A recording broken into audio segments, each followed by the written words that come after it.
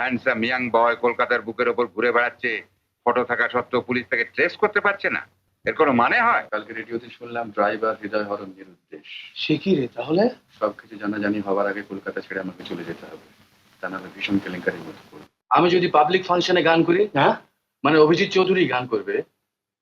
আরে তোরাই তো বলিস যে আমার মতো গাইয়া নাকি বাংলাদেশে 50 বছরের মধ্যে আসেনি। দেখি না, যাচাই করে দেখি না। আরে কি সৌভাগ্য আমার, আপনি আমার বাড়িতে চিনতে পেরেছেন? বাবা, চিনতে পারবো না? দিনেই দেখি আর রাতেই দেখি, এই মুখ কি বলবা?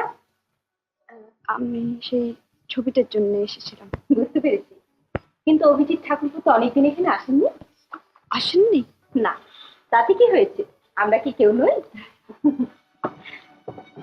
বসুন।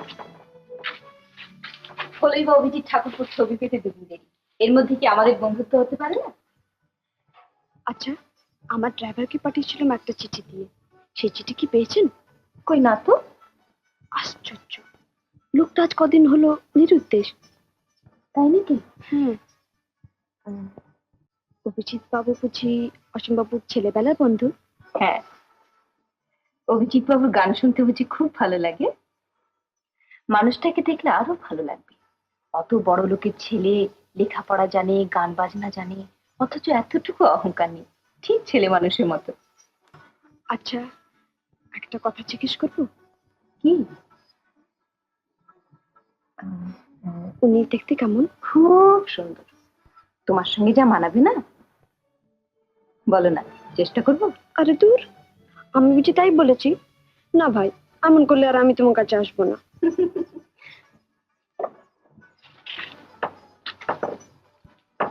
আমি হচ্ছে মেয়ে মানুষ, তোমার মনের ভেতরটা যে আমি আমার মধ্যে দেখতে পাচ্ছি। সব ঠিক হয়ে যাবে, চলো তো। সেদিন এমনি এসে চলে গিয়েছিলে, আজ মিষ্টি মুখ না করিয়ে ছাড়ছি না। হ্যাঁ হ্যাঁ, নেগলিজেন্স। নইলে একটা হ্যান্ডসাম ইয়াং বয় কলকাতার বুকের ওপর ঘুরে বেড়াচ্ছে, ফটো থাকা সত্ত্বেও পুলিশ তাকে ট্রেস করতে পারছে না, এর কোনো মানে হয়? ঠিক আছে, থ্যাংক ইউ। না, ও পুলিশের দ্বারা কিছু হবে না। আমি নিজে কলকাতায় যাব, গিয়ে হতভাগার কান ধরে হিড় হিড় করে টেনে নিয়ে আসবো। হ্যাঁ হ্যাঁ, সেই ভালো। চলো আমিও যাই। তুমি যাবে? হ্যাঁ, কালীঘাটে মায়ের কাছে পুজো মানত আছে, অমনি দিয়ে আসবো। আচ্ছা চলো।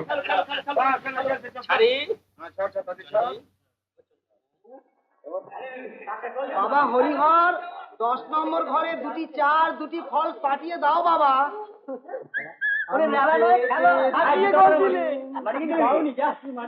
আজ ওই চোখে সাগরের ও গলায় আর গান গাছনি মানে অভিজিৎ চৌধুরী শুনলে বমকে যাবে। ঠিক বলেছিস, গান গাইতে হবে না তোমাকে, না কলকাতাতে প্রোগ্রাম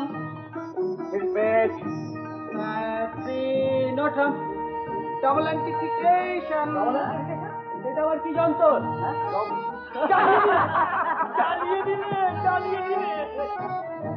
রতন নামে একটি ছেলে, বয়স 12 বছর, রং ফর্সা, ছিপছিপে গরম, বাঁ দিকের কপালে কাটা দাগ আছে। আজ 3 দিন হলো খুঁজে পাওয়া যাচ্ছে না। সন্ধান জানাবার ঠিকানা অনিমেষ ঘোষাল, মধ্যমগ্রাম, 24 পরগনা।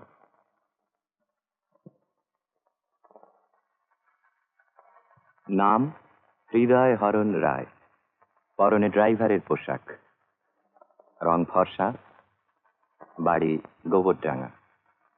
গত কয়েকদিন যাবৎ নিরুদ্দেশ।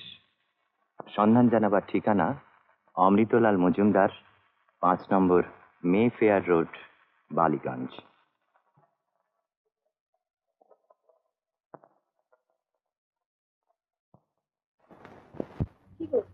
মুখ গম্ভীর কেন? অফিসে গিয়ে প্রশান্তর একটা চিঠি পেলাম। প্রশান্ত দা? হ্যাঁ, কি লিখেছে? এই যে পড়ছি, শোনো। ভাই অসীম অজ্ঞাতবাস করছে, কারণটা পুলিশও বটে, আবার নিজের মনও বটে। বিশেষ করে মায়ের অসুখটা শোনার পর থেকেই আর কিছু ভালো লাগছে না। হয়তো মায়ের কাছে ফিরে যেতে হবে। যদি যাই তবে গান ছেড়ে হার স্বীকার করে মাথা নিচু করেই ফিরে যাব। যাই হোক, নিচে ঠিকানা রইল, যদি দরকার পড়ে যোগাযোগ করিস। প্রশান্ত। সুচরিতা বলছিল বটে, কদিন থেকে প্রশান্তদা নিখোঁজ। সুচরিতাকে? ওই প্রশান্তদা মৃতি বাবা, আমার সঙ্গে খুব ভাব হয়ে গেছে। তোমার কাছে এসেছিল অভিজিতের একটা ছবির জন্য। ভারী মিষ্টি মেয়ে কিন্তু। তাই বুঝি? দাদাবাবু, কারা যেন এসেছে। আজ সন্ধ্যেবেলা আবার এলো কারা? তা তো বলতে পারছি না, তবে এসেছে। জিজ্ঞেস করে কি চায়? ভিক্ষে। সুকান্ত। এই ধরনের বেদনা নিবিড় সবুজ অন্ধকারে পথ খুলি বারে বারে, কণ্টকে ফোটে রক্ত কুসুম, বাসনা সুরভি ঢালা। বসো।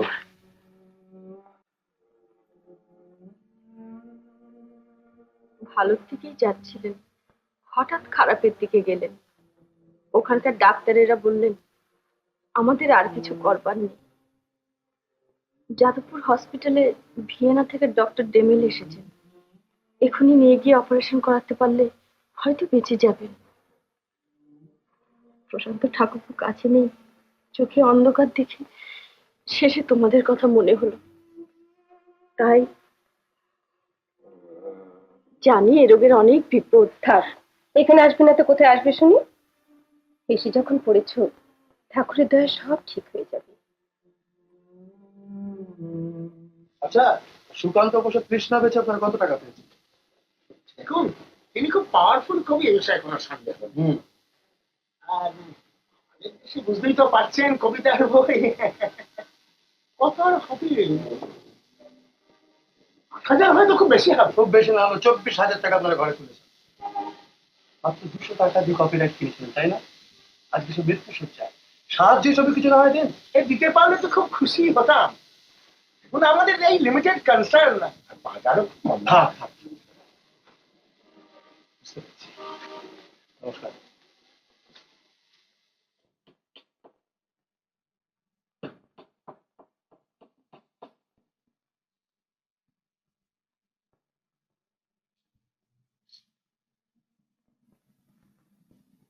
অসিত, হ্যাঁ, আয়, আয় বস।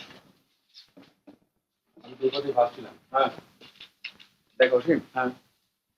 আমি লাখনৌতে ফিরেই যাই। ফিরে যাবে? হ্যাঁ, মায়ের অসুখের খবরটা পাওয়া পর্যন্ত মনটা খারাপ হয়ে গেছে, বুঝলি? আর এদিকে বাবা যে কেলেঙ্কারি খবর তো করেছেনই, অমৃতলাল বাবু পুলিশে রিপোর্ট করেছে। কি রিপোর্ট করেছেন? তুই রেডিও শুনিসনি? না। কালকে রেডিওতে শুনলাম ড্রাইভার হৃদয় হরণ নিরুদ্দেশ। সে কি রে তাহলে? সবকিছু জানাজানি হওয়ার আগে কলকাতা ছেড়ে আমাকে চলে যেতে হবে, তা নাহলে ভীষণ কেলেঙ্কারির মধ্যে পড়ব। আরেকটা কথা কি জানিস, বাড়ির থেকে বেরিয়ে আসবার সময় যে মনের জন্য এসেছিলাম, এখন আর সেই জন্য নেই। মায়ের কথাটা তখন ভেবে দেখিনি। না, এই গান বাজনা করে আমরা সইবে না, বুঝলি? এ তুই কি বলছিস? ঠিকই বলছি। আমাকে না দেখলে মায়ের অসুখ সারবে না, আর আমার লাখ হতে ফিরে যাওয়া মানে গান বাজনা বন্ধ করে দেওয়া। এসব বাজে কথার কোনো মানে হয়? হয়তো হয় না, কিন্তু আর জোর গলায় বলতে পারছি কি যে জাহান নামে যাক দুনিয়া, আমি আমার গান নিয়ে থাকি? পাচ্ছি?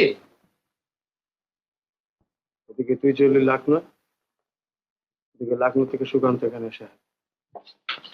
সুকান্ত এখানে? হ্যাঁ, অবস্থা খুব ভালো না। ভিয়েনা থেকে ডক্টর ডেমল যাদবপুর হসপিটালে এসেছেন। আমি সুকান্তকে নিয়ে তার কাছে দেখাতে গিয়েছিলাম। তিনি দেখে বললেন যে ইমিডিয়েটলি অপারেশন করানো দরকার, আর তার জন্য 1,000 টাকা লাগবে, হসপিটাল ফিজ আর ওষুধপত্র। আমি এক পাবলিশারের কাছে গিয়েছিলাম, সে তো একটা পয়সা দিতে চায় না। অফিস থেকে পর্যন্ত লোন করার চেষ্টা করেছি, সেও মাস 2 আগে পাওয়া যাবে। কি করি? একটা কিছু বল, এরকম করে চুপ করে থাকিস নি। না, আমার রয়্যালটির ব্যাপার সবই তো জানিস, সেসব দিয়ে তো ট্রাস্ট ক্রিয়েট করা হয়েছে। তাহলে আমাদের চোখের সামনে বিনা চিকিৎসায় সুকান্ত মারা যাবে? একটা লোকের লক্ষ লক্ষ টাকা ব্যাংকে পড়ছে, আর আমি তার একমাত্র ছেলে হয়ে কিছু করতে পারছি না। আচ্ছা অসীম, আমি যদি পাবলিক ফাংশনে গান করি, হ্যাঁ, মানে অভিজিৎ চৌধুরী গান করবে, আরে তোরাই তো বলিস যে আমার মতো গাইয়া নাকি বাংলাদেশে 50 বছরের মধ্যে আসেনি। দেখি না, যাচাই করে দেখি না। তুই তুই পাবলিক ফাংশনে গান করবি? কেন করবো না? যে সুকান্ত আমাকে গান গাইতে ইন্সপায়ার করেছে, আমি তার জন্য করবো না? তুই অর্গানাইজ কর। আগামী 1 মার্চ সন্ধ্যা 6:30টায় পার্ক সার্কাস জুবিলি হলের এক বিচিত্র অনুষ্ঠানে অভিজিৎ চৌধুরী গান গাইবেন। অনুরাগী জনসাধারণের সম্মুখে স্বনামধন্য গায়কের এই হবে প্রথম আত্মপ্রকাশ। অনুষ্ঠানটি আমাদের কেন্দ্র থেকে রিলে করে শোনানো হবে। চুপি চুপি চুপি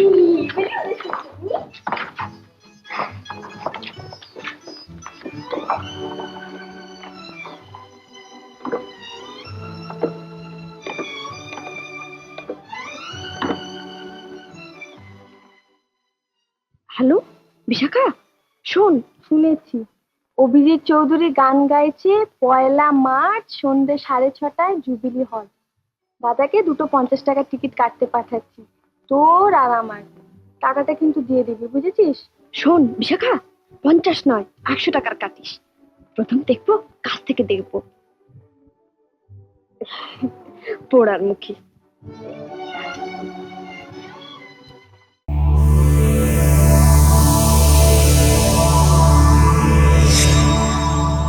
এরকম আরো অনেক সিনেমা দেখতে হলে ডাউনলোড করুন ক্লিক অ্যাপ।